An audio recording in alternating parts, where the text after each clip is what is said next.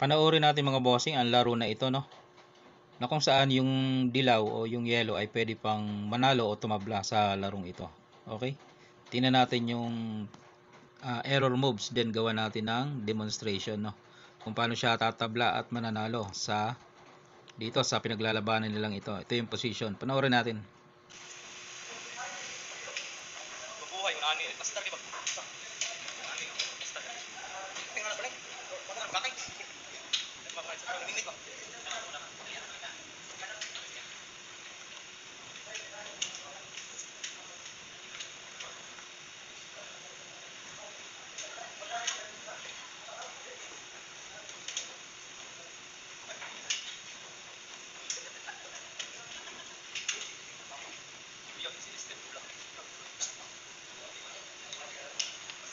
Tournament to sa saan ba?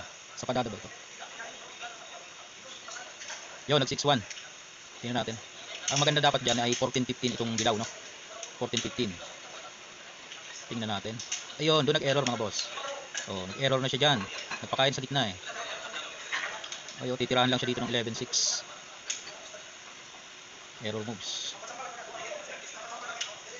Oh, yun na nga.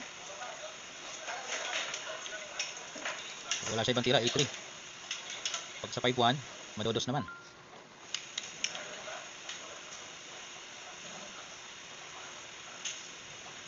Ayun, sasayangin na.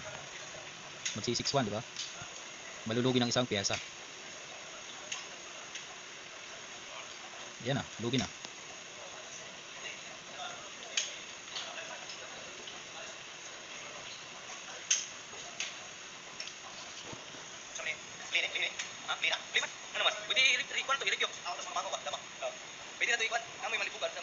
Yun, lugi na siya.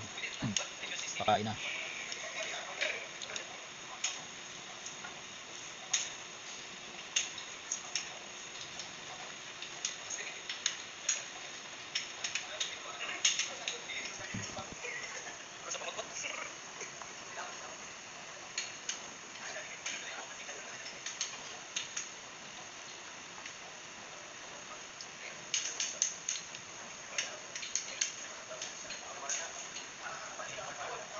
Yun, gawa natin ang demo.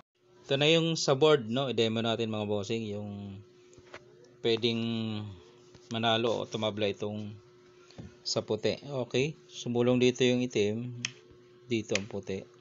Nag 6-1, no? Doon sa video nagpakain kaya natalo. Sinulungan lang dito eh. Oh, pag sulong niya ron, wala na suporta, nalugi na siya. Nagpakain ng dalawa. Okay, balik natin. So, dito sa part na ito. Yan, pag 6-1, sabi ko, ito maganda. Pwede siyang manalo, pwedeng tumabla. Once na magkamali ang itim, pwedeng matalo. Halimbawa, dito ang itim, no? Kasi yung purpose niya ay sasayangin yon. Pwede nang makalamang ang puti. Ang gagawin lamang, ipapakain to. Yan. Kain naman. Kain na bante. Kain ulit. Pagkain ulit, ayan na.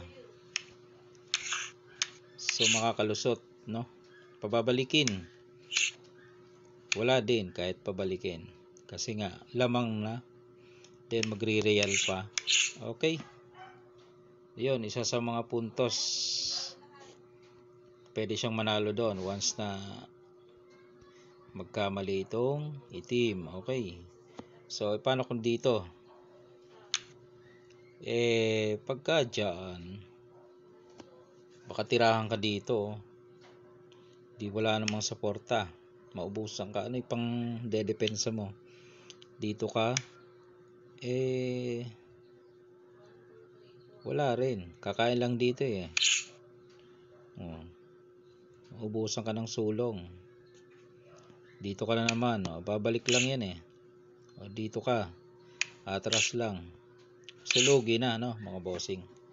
Yun yung mga puntos na pwedeng manalo yung part ng puti.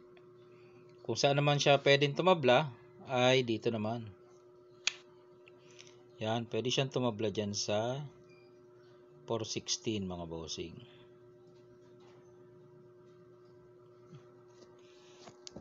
Pwede mo isulong dyan naman ng puti. Pwede siya dito o di kaya ay dito. Oh. Ito maganda. Okay na to. Bubutasin na yun para makadama. Dama doon ng itim. Pag dama ng itim, di dumama ka rin. Yan. Kakain na yung itim, kakain ka rin. Pag dama ng itim, pwede naman siyang dumama. Kaso, captured agad, no? Captured agad yung isang dama. Baka lumamang pa. Kasi na harangan yung 5 pyesa. Atrasan lang yun Okay. Yan yung pwedeng tumabla dyan sa part na yan. Hindi muna siya dadama, halimbawa. Halimbawa, dito muna siya. Yun. Yan. Pwede na magpadama itong isang piyon. Pwede nang umabante yan. Yan Oh. Anong gagawin ng black? Pwede siya dito. Pwede rin. O di kaya dito muna yung dama. Yan, pwede yan. Ang gagawin naman dyan ng white, pakain na to. Pakain yun. Ayun, nado na siya. Ganyan, mauwi ang labanan mga bossing. No? Kapag sumulo ang black doon, di pwede mo nang atrasan. Mauwi sa tabla yan kasi parehas yata ang pyesa. 2, 4, 6. Wala mang pangamputi ng pyesa. So pwede mag-draw. Yun lang yung puntos natin doon mga boss. Pwedeng manalo, pwedeng tumabla. Okay. Ganun talaga sa tournament. Yung nakikita natin ay kapag ikaw naglalaro, maaaring hindi mo makita yon. Okay.